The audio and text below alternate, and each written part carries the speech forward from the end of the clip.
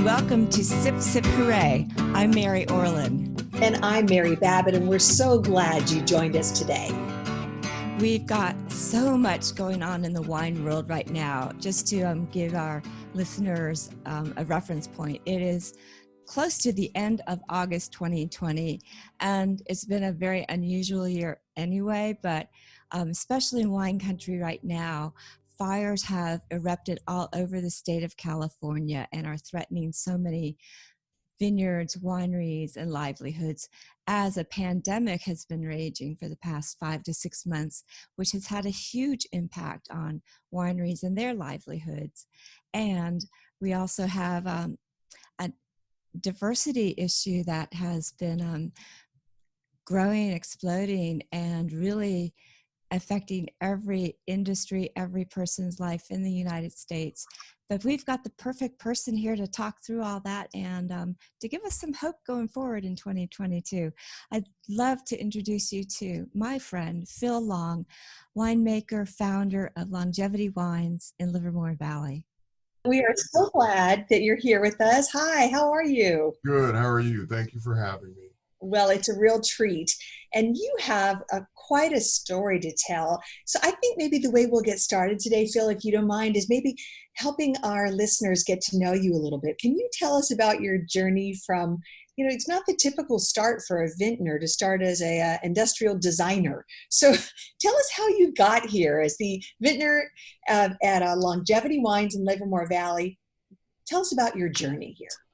Well, it's really interesting. So I grew up in Inglewood, California. I lived in Southern California for over 40 years. In Southern California, wine it's a commodity. It's not part of the fabric of life. It's just something you get at a restaurant or a grocery store. And in the early 2000s, Debra and I were relocated to Northern California for a corporate gig that I got.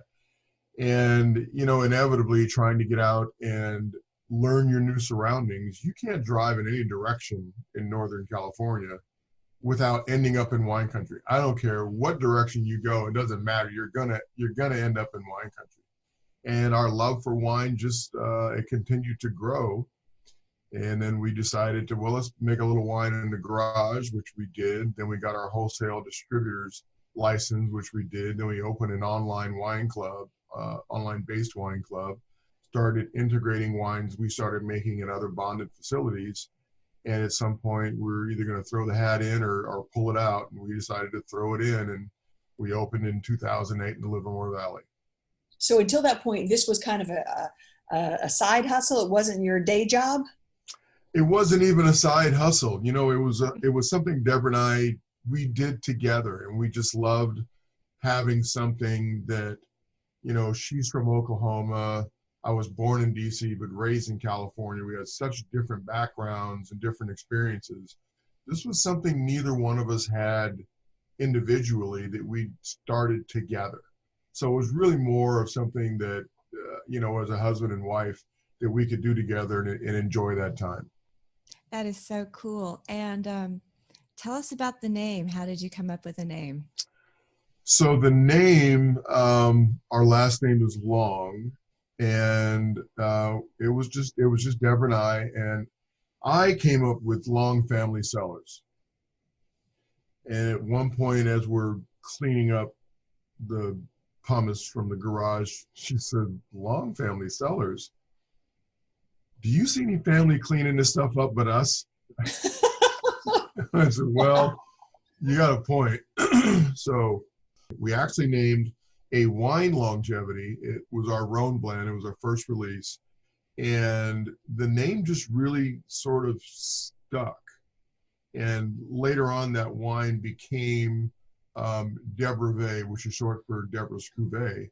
And that's how the name got started. Nice.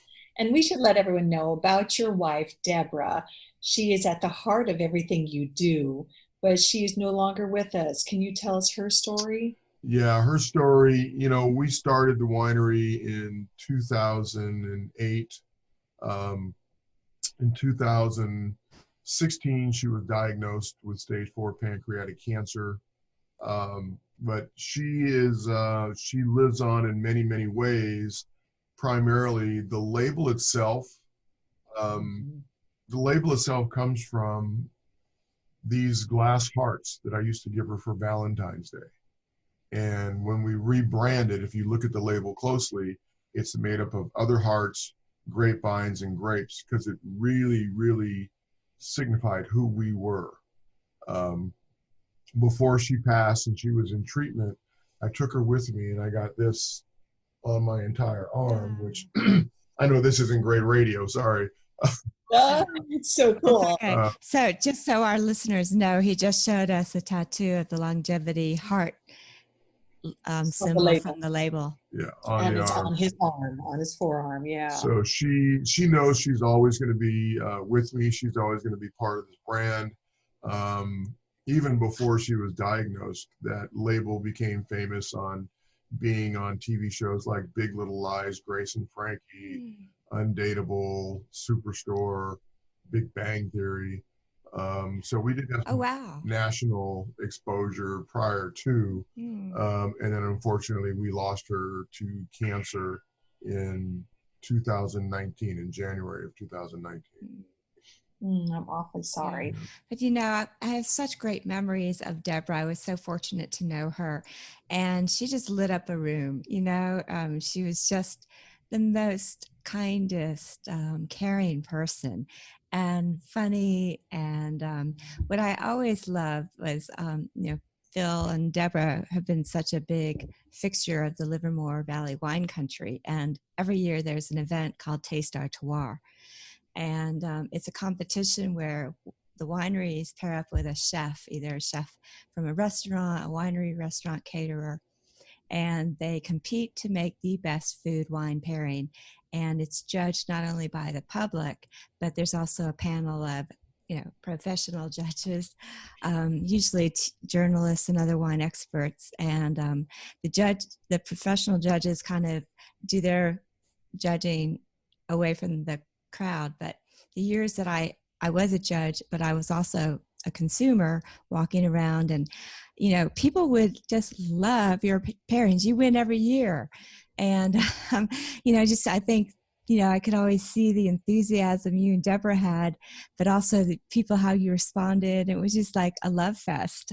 Well, it wasn't every year. It was the last 5 out of 6. Okay. Well, I guess I just remember the winning streak. Sure. Yeah, it was just something, you know, when we first started doing Taste Our Terroir, it was, I kind of looked at it, it was like it was just a big, who's your favorite winery vote thing. And we just started taking it seriously and started really working on the pairings with the wine. And of course, you know, truth be told, my wine got better over time as well. And I think it all contributed to us starting our little winning streak. Nice. Why don't you tell us a little bit about your wines? Help people get to know what kind of wines you offer and what are some of your favorites and what do you hear about your wine? Well, I have to ask like which wine at this point because of what's going on. So, you know, Debra and I started making wine in the Livermore Valley using Livermore Valley. Well, we started using what Livermore Valley fruit we could get because we were small. We only started 500 cases a year. So, you know, nobody really wanted to sell you that small amount of fruit. So we had to go to places like Lodi and Contra Costa County to buy smaller amounts. And it's interesting, you don't necessarily get the varietals you want when you're buying in those quantities. You get the varietals you can get. So we just started really working on perfecting our technique for what varietals we could, and then we kept growing into other varietals. So at the winery, we grew into a program where we have our classic white label, which is back there behind Mary's shoulder, the other Mary's shoulder, sorry. And then we have our reserve black label. And, you know, we grew up to about 3,500 cases of the 2 of those. And at any given time, on the white side, we'd have Pinot Blanc, Pinot Grigio, a Rhone Rosé, Muscat Canelli Chardonnay. We do a sparkling now.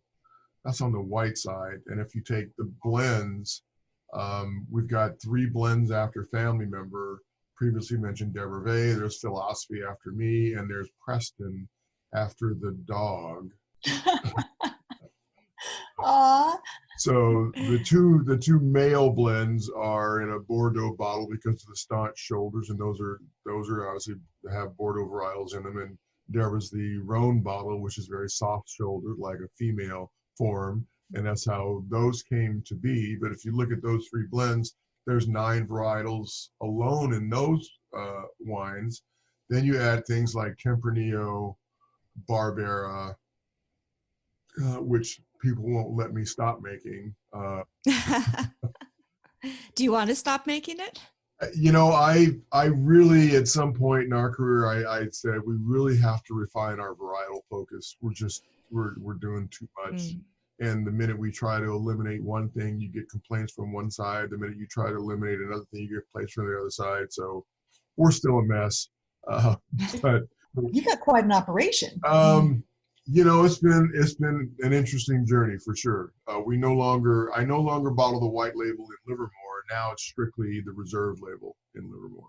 Now, getting into the wine industry, you started in 2008. So you started when the recession just got started. Correct. So that must have been a challenge. And then you also had a unfortunate accident with a barrel early on. Can you tell us about that? Yeah, so you're exactly right. We were the first urban style winery to open in the Livermore Valley. And you're right, it was 2008. We were a small facility, it was 1,000 square feet. It was across the street from the sewage plant. Yeah, we had a few things stacked. just Otis sewage. Exactly. Just depending on which way the wind was blowing. But we opened at that time, and you're right, in 2011, I had a barrel fall from the 4th stack and basically cracked my head open and paralyzed me.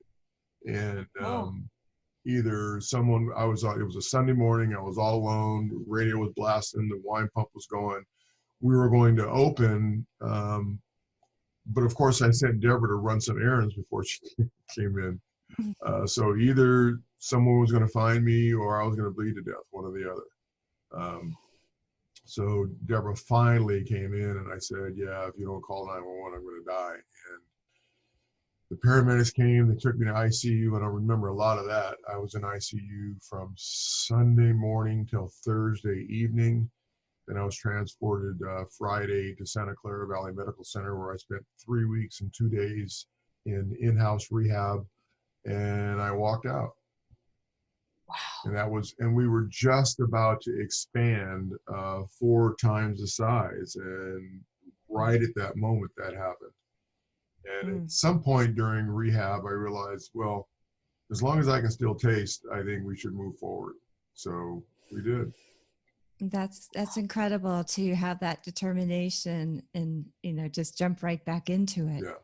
And it was great it's great being in the Livermore Valley because we had a great support system. People, they just showed up. Thomas Coyne, he knew about the accident. Nobody asked him to come. He just showed up with his lunchbox and said, let's go to work. Oh, wow. So yeah, it's a really great valley. Yeah, it is terrific, you know, and there's so many small wineries there. You all work together, you collaborate. It's just a great spirit of a real community. It's true. We hear that again and again about Livermore Valley. And for folks who think of California and only think of Napa and Sonoma, you're really missing out in the Livermore Valley. It's an opportunity to not only, the wines are fantastic, but it's the access to the winemakers and the people who are putting it all together. It's so much easier in the Livermore Valley. They're so, you know, very low key. It so is low. I mean, even just past weekend, we're starting to obviously prep for harvest, and we have access to a barn across the street, and we're trying to move some non-essential things over, which included a bunch of barrel racks. And here comes Rhonda Wood walking by. Hey, what are you gonna do with those racks? I said I was gonna store them. Can I use them for barrel fermentation again? So instead of going to the barn, I just dropped them at Rhonda's. And Nottingham called me, Colin's like, dude, we need your scale. We're getting fruit. I had somebody go let them in to get the scale. So yeah, it's a cool community, and we all help each other out. That's great. And for our listeners, we totally encourage you to plan a visit to Livermore Valley when it's safe and when tasting rooms open again. Tell us what's going on in terms of COVID and how it's impacted your business and your fellow winemakers. Yeah. Wow. Well, so, I know at some point we're going to talk about the national side, the wines you have there. We launched those March 1st. Wow. Yeah. Great timing. Yeah, exactly. Timing is everything. So It's like your start during the recession. Yeah, exactly. The cards just keep being stacked against me. I don't know why. But I literally went to Texas, and I was in 4 cities in 4 days, came back, packed my bags, went to bed, and I get a text from Southwest saying your flights are canceled. And the whole Phil tour across the country was canceled at that point. And within a week, the tasting room was closed. Wow. So our tasting room is still closed. I know the rules and regulations and things are changing hourly as far as what you can do. I'm going to side on the I'm going to err on the side of safety no matter what for my customers and my staff. So we're planning on how we're going to reopen when we reopen. Right now we're just doing curbside pickup for 5 hours on Saturday, and then and online sales. But there are some other wineries in the valley that are opening, but right now there's a food restriction, and there's a lot of details with that I just kind of rather not get into. I mean, not get into for the podcast, but not get into having to deal with those restrictions. Yeah, it's a lot, and just so many things to think about. But safety number one for everybody. Yeah. Well, sure. No, I agree. I totally agree. The economic impact on all of this has got to be devastating for you and your friends as you look around. Your neighbors, your winemaker neighbors. A huge part of the business is gone, and I hope people can hang on. I hope that we're not going to lose a ton of great wineries because of this. Well, we did lose one neighbor during this, not but Who's that? Who's that? Is that what Yeah, I'm supposed to say? So our neighbor Embodied, they were really leaning more on the event side than the wine side, and in the event side in this environment, there's just it's gone. They're gone. But on the bright side, I was going to say, some good news. You do have some good news to share about this deal you made for national distribution. So how this story goes, I have a really good friend, his name's Steve, let's just say Steve, who works for Amram Cork Company, and they're the largest cork company on the planet. And I buy my corks from Steve, and so does Bronco Wine Company. Mm-hmm. So back in 2017, Steve was over at the winery tasting some wines, and he kind of picks up a bottle and he looks at it and he says, I think Fred would really be interested in this brand. And I said, Fred. I said, Fred who? Because I didn't know. I had no clue. I'm like, Fred who? What are you talking about? He says, Fred Franzia. I just sort of laughed it off. Yeah, right. Sure. He says, well, can I take some bottles? I said, sure. Take them all you want. A couple of weeks later, he met with Fred and presented the brand. And Fred said, tell me about him. Tell me about the brand. And Fred says, get him in here. So the next thing I know, I have a meeting with Fred Franzia. Okay, wait a minute. Who? What? How did this happen? This is one of the things I'll never forget about the visit. In his waiting room across the little breezeway, there's a picture on the wall that I don't know how many years old, black and white. And it has all of these couples of people in this picture. And it has all the names.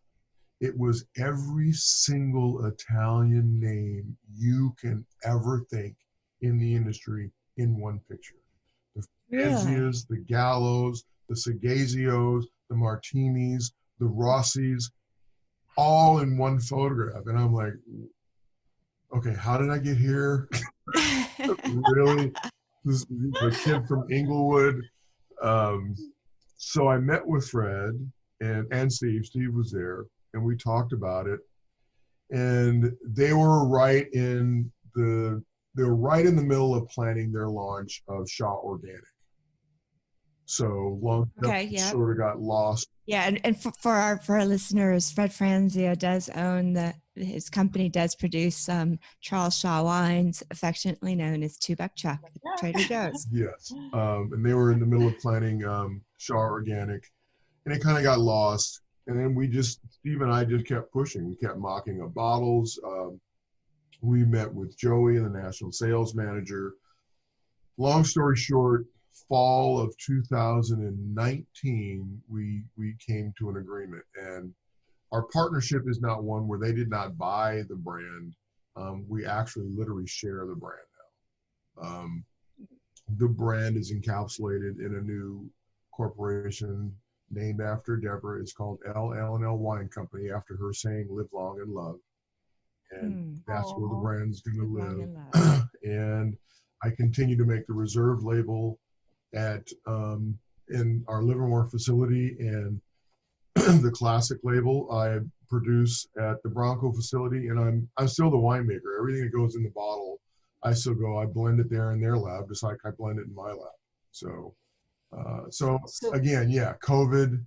I mean, obviously devastating that nobody knew what was going to happen. On-premise sales just evaporated to nothing. And the launch really got stifled, and it's now third quarter. Things are really starting to pick up. We're pretty much in every state now. We're picking up. I thought it was great to pick up a 114 store chain, let alone picking up Food Line, which is 527 stores. So we're making some progress, and yeah, I'm just trying to do both. Great. Well, besides the fact that you're probably now the next photograph on the wall in the Franzia office there, Carol and Fred, but besides that, how has this deal changed things for you? I mean, I know you said you had that pinch me moment there in the office, but like in terms of what you're doing and stuff, what does it mean? This is big time. This is big time. This is it's a whole new world of which I'm still trying to learn. It's a whole new landscape. I have our processes in place at our winery that, we just threw together from what we knew and what we could learn. Where you go into a facility like that, they are dialed in. I mean, it's really quite unbelievable how dialed in things are. So I'm learning that whole production landscape on that scale, and I'm learning the sales landscape on that scale. So it really is a whole new world. It hasn't changed me, I don't think. I mean, Mary, you can tell Mary that I'm the same guy or not. You are. Thanks. It's changed my day to day. It's a lot of interviews, a lot of launch meetings due to COVID. Everything's virtual right now. If it wouldn't not been for COVID, I'd have been on the road most of the time. So, but as far as the success that maybe Mary's talking about, I don't feel like I'm there yet. Yeah. Well, congratulations. Yeah. But you're in a good position when things start picking back up to be nationally distributed. And are your wines available, these two, the Chardonnay and Cabernet, on any national websites or retailers? Wine.com That's what carries I thought. them. Celerate carries them. As far as direct to consumer, those are the two platforms that are there, but we have a little store locator widget on our website where you can go and find them. I kind of find the information lags a little bit. I have a friend in Austin who keeps beating me over the head because why aren't they closer than an hour from me? And I finally got a hold of my zone manager there, and he sent me this list of them in Austin. So it's a little behind, but it is in most states. I think it's even in Palm Springs, to tell you the truth. Oh, cool. I've got to go look for it. Yeah. Well, I always love when good things happen to good people. So, Phil, long congratulations and well deserved. You are a good man with a big heart, and the heart's on the label. So, it's on your arm, it's on the label. Right. So, it's fun to me when good people have good stuff. And then you mentioned all the conference, the Zoom calls or online calls and meetings and interviews. And I know you've also been talking about another new role you've taken on. Yeah. And that's with you tell me. Well, before I even go into the triple AV, it's so okay. I just want to say I'm kind of googly because I'm hearing Mary Babbitt's voice live. I mean, Debra, it's so funny. We got up here in Northern California in the wine world, and you had your show on Sunday nights, and I mean, man, every Sunday we were on the couch. And we're doing the couch dance to the intro to watch Mary Babbitt every single week. So it's a pleasure to meet you in person, sort of. Thank you so much. So nice to hear that. We had Mary Orland and I had so much fun putting that show together. So thank you. It means the world that you and Debra enjoyed it. And I'm sorry she's not here with us on this interview today. Yeah. I know. I love that you were dancing to it. Finding a theme song is really hard. I bet it is. And my criteria though was, it had to be memorable and it had to make you want to move. And it did. And it was I'm so happy. I'm reminded of when on Seinfeld with Kramer and Jerry were sitting on the couch when Friends came on or something came on and doing the same thing. Yeah. That was us every Sunday. And then it's like, and we were just open as a new winery. And then I remember you did the story on Page, and I'm like, oh yeah. Oh yeah, in Livermore. Oh yeah. Oh yeah. So, with Dane Stark. Oh yeah. That was a fun shoot. Yeah. We did that over several days because we were kind of chronicling the tearing down of and rebuilding their whole winery there. Yeah, Dane's a good friend. I mean, we're all such good friends now. It's not even funny. Yeah, and it's funny coming from nowhere and establishing a winery. In 2019, the Livermore Valley chose 5 winemakers to represent the valley on a press tour to New York. So spending a week in New York with Stephen Mirasu, Carl Wente, Darcy Kent, and Rhonda Wood. Oh wow! Yeah. I think you guys might have gotten into a little trouble. You know what? I couldn't keep up. I'm sorry. No, I could not. It's like you're tasting wine all day long, and I'm just going to say some of them would want to go out and have Manhattans. I'm like, I'm sorry. I cannot do this. But it was a lot of fun, and it really built some great relationships. But Mary, you were asking about my role with Triple AV now, yes. Which is the Association of African American Vintners, which is an organization that was established back in 2002 by a gentleman named Mac McDonald. He didn't get recognized so much because he was a black winemaker. He was making outstanding Pinots in the Sonoma back then and getting really good ratings. Yeah, he was. He was really making amazing wines. And as he tells the story, he would go to events and nobody looked like him. If you know Mac, you can hear him saying it. Oh, yeah. So he started Triple AV. And I finally met Mac around 2011 or 12 doing a common event for Black History Month at 1300 Fillmore in the city. And we got to be friends. And they were planning once a year a symposium that he actually invited Debra and I to come pour for one year, even though we weren't members. we'll know why later. So we went and poured, and within a week he calls me and he says, look, man, we need you. So as it turns out, way back when I met him back in 1300 Fillmore, he was grooming me as his replacement. Really?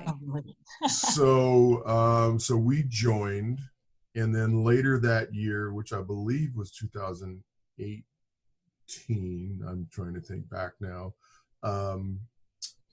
there was and Tammy corrects me on this every time, a committee. It wasn't Congress, it was state legislature. They had a joint select meeting on the state of the wine industry, and they invited 2 people from AAAV to attend and to speak. So Mac asked me to go, Mac. So as we're filling in all checking our boxes and everything about, is the paperwork correct? Are these your titles? Is this your contact information? I notice on mine, it says Vice President, AAAV. And were you? You didn't that was news to me. That's the first I'd heard it. So I immediately called up Mac and I go, dude, they got it wrong. They put me down as Vice President. And Mac says, hey man, just leave it alone. I'm like, what? He says, just leave it alone. And I'm like, okay, whatever. And then somebody from Sacramento, from the state, calls me and says, we see that you're down here as Vice President, but it's not on the website. So I have to explain the whole thing to them. So when they introduced me as the newly appointed Vice President of winemakers. What a way to get a promotion. Yeah, exactly. So on the way home, driving home in the rain, Matt calls me. I said, okay, look, that, maybe that was for show, but, if I'm really going to contribute to the organization, what do I have to do to earn such a title? He says, no, you've earned it. So from that moment, I was Vice President. That was late 18. And Mac decided to step down January of this year, and I became president. And what's the organization? What have you been doing? What's the work? Well, heavy side. Yeah. Nobody told me it was going to be another full-time job with no pay. Of course. But, otherwise, you would have ran away. No. It's been quite an interesting year. So the symposium, which has been interesting, Mac and his wife Lil have done a great job with Lou planning these things all these years, but I vowed to make it a bigger and better event, and I got my entire staff, my event coordinator, my GM, all involved in planning this year's symposium. Now, this is pre-COVID. And we were planning additional events. We had a committee. I mean, we were really starting to get the ball rolling. And then COVID hits. And once COVID hit, it's like, okay, what are we going to do? We just nobody knew, right? Who knew if this was going to be a month long? Nobody knew. So we just kind of wrote it out. And then when it became apparent that there's just no way it's going to happen, we canceled it. But at the same time, which this all just sort of ties in, Black Lives Matter happened. Mm-hmm. And that changed everything for AAAV. All of a sudden, we have this swell of support from everywhere. We have membership going up, 500%. We have donations going up 1,000%. It's been quite a ride. And not only that, we had planned media and press for my national launch. But now that I'm president of AAAV, and it just went insane. I mean, Mary, you've seen the list, I'm sure. It's still, I still can't believe what's going on. You're everywhere in the news. How did I don't know. I'm still trying to figure it out. I'm still trying to figure it out. But yeah, we're partnered with, but back to the whole goal of AAAV in the first place was trying to create awareness of literally that there are African-American winemakers, period. I mean, that's the first goal. And not only that, if you tie into that, when I went to college, so my degree's in architecture. All I knew was the ag guys. Oh, that's those guys that are with cowboy boots and cowboy hats. That's all I knew. I didn't even know that what ag really meant. In fact, back then I wasn't even sure that wine was made in this country, to be honest with you. I don't know. Didn't it come from France? Yeah. So there's an awareness among young people that have no idea that this industry exists. So you take the whole awareness picture as our first goal, and we're trying to pave a path for young minorities and African Americans that, hey, this is a career path, this is an option, and also here's how we can help. So we are taking on media partners to put on now new virtual events. We are taking on scholastic partners for scholarships. We are taking on partners in job postings and job opportunities, which we're posting on the site. Our scholarships are going to be posted on the site. We do have a twice fully funded scholarship with United Negro College Fund now. So there's been a lot that's been going on in the past few months. Amazing. So raising awareness is certainly key. What other obstacles are you all working on overcoming that have been in the business, whether it's systemic racism or just, I know several Black wine writers and sommeliers, and the same thing, they would say they'd go to events and not see people looking like them, and also being asked, treated like the help, or like, oh, I didn't realize you drank wine. Right. And Yes, I know the quote you're talking about. It's interesting. I can relate to my journey. I know there's other experiences out there along those lines. I'll never forget at my winery, we had an event, and I think the young lady was African American, and she asked me, not knowing who I was, did I know what kind of wine that they were pouring? And she had our Ramato, our pink Pinot Grigio in her glass. I said, well, that's Pinot Grigio. She said, this isn't Pinot Grigio. I said, it's not? She says, no, Pinot Grigio is not that color. Let me go ask somebody else. Okay, you go ahead. Let me know what you find out. Exactly. So she came back with her head in her hands. I'm so sorry. Well, at least she came back, back. Yeah. The industry as a whole, the real goal is to try to create more of a diverse landscape. That's the goal. We're even working with one scholastic entity, let's just say at this point, that we're not restricting it to African Americans. However, in the application, there is the question, how are you going to promote diversity in this industry, period? And that's one of the things, that really is the overall goal. So yeah, there's barriers that, people don't, the biggest thing is they don't know we exist. And that's what we're trying to do. We're even going to, on the AAAV's website, we're working on selling members' wines in a one-stop shop. So you can go buy a couple McBride sisters, a couple Longevity, a couple whoever, right within the website. So, that's great. Go ahead. There certainly isn't an awareness that's happened that's been a long time coming, and it's not been a diverse landscape at all.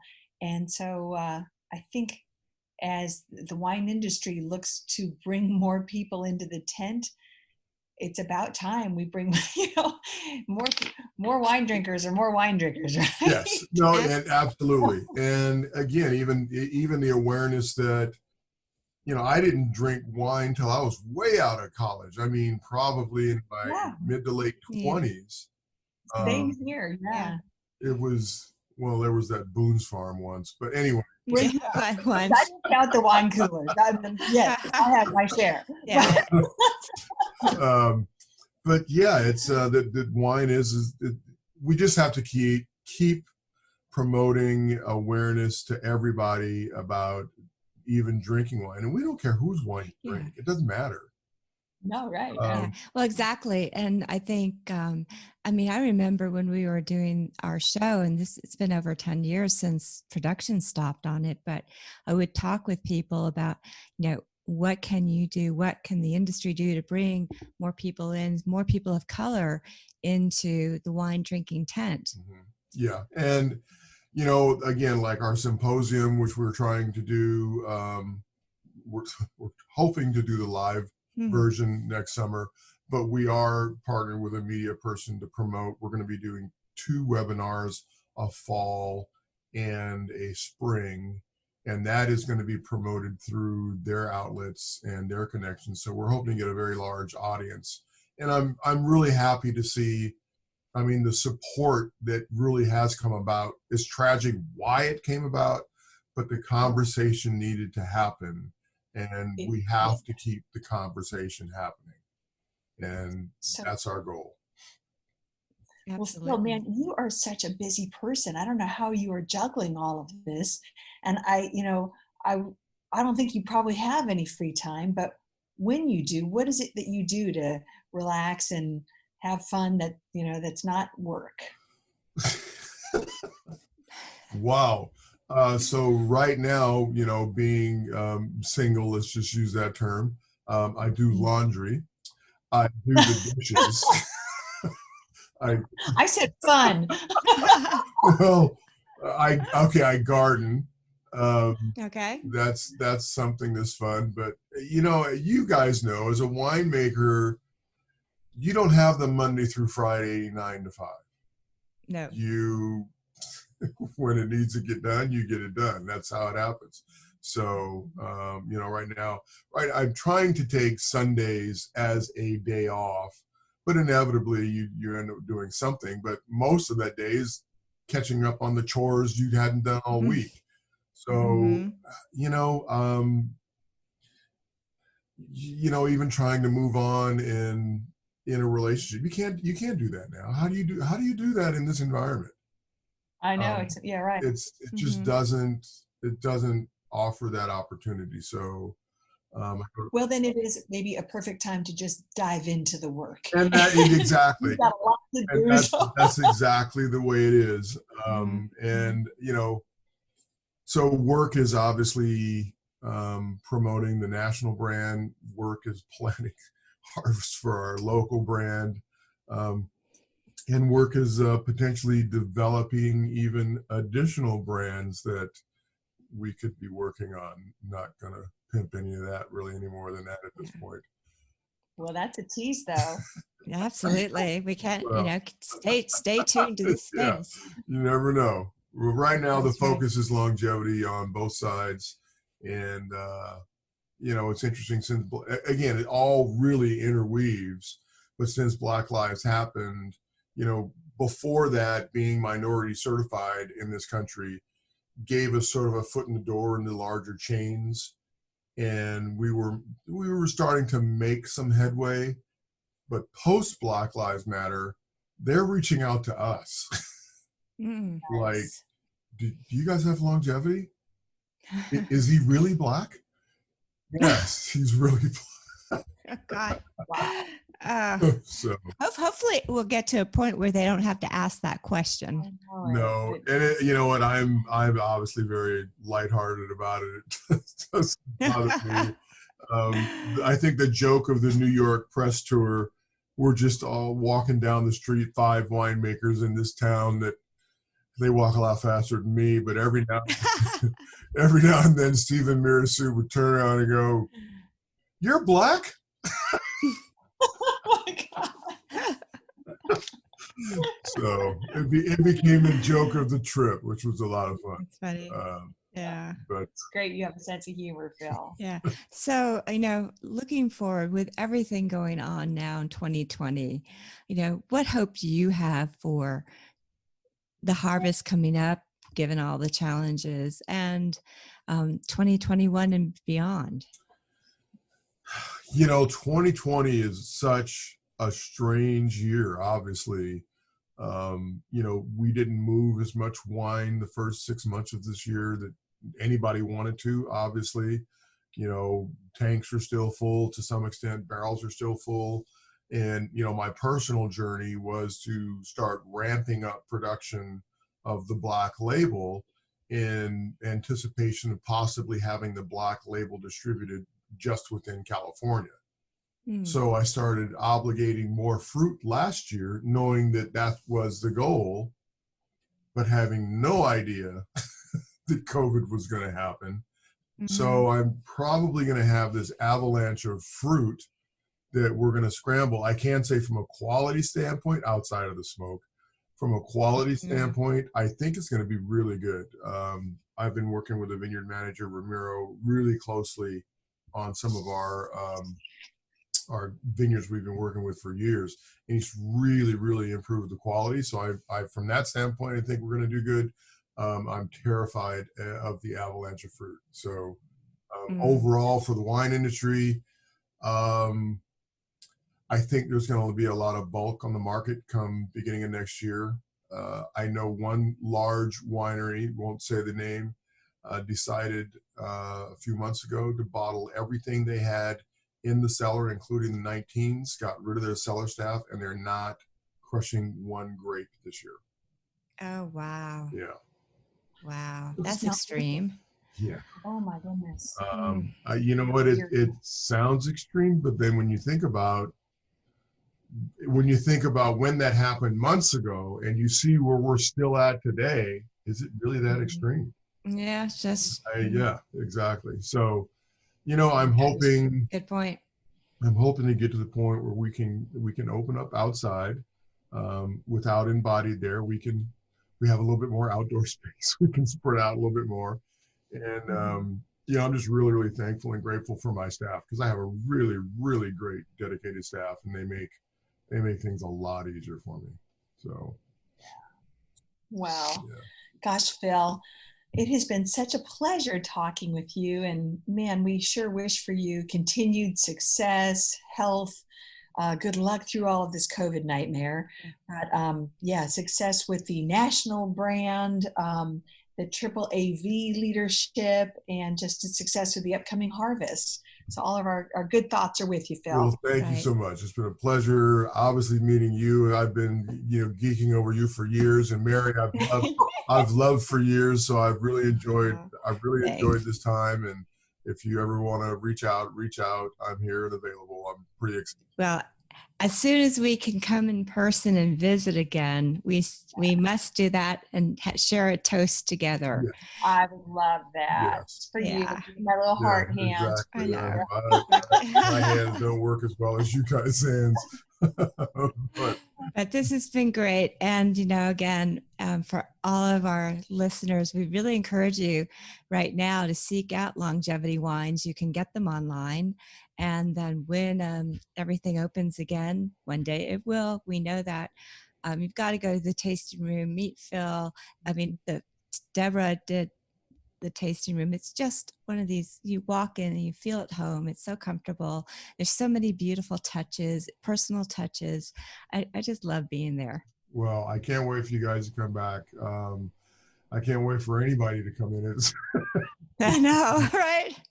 It's not just us, anyway. But it'll happen someday. Right. So it will. Well, Phil, thanks again, and best of luck with the harvest. And keep us posted on all the developments that you've got coming your way. We just are super excited for you. Yeah. Well, thank you. I certainly will. I appreciate you guys, and you guys stay safe. All right. Sip, sip, hooray, Phil. Right. Sip, sip, hooray. Cheers. All right. Bye. Bye-bye.